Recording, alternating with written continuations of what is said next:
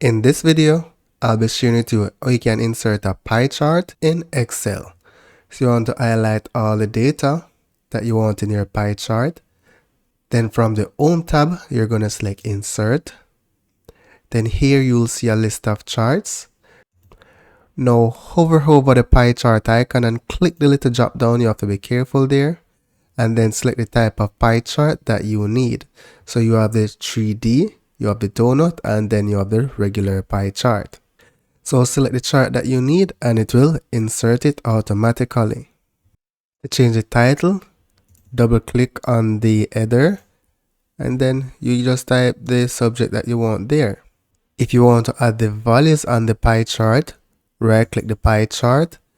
Then here you're going to select add data labels. Data labels directly within the chart, and it can be a callout. Say if I select data callouts, you'll see that it pushes out just like this.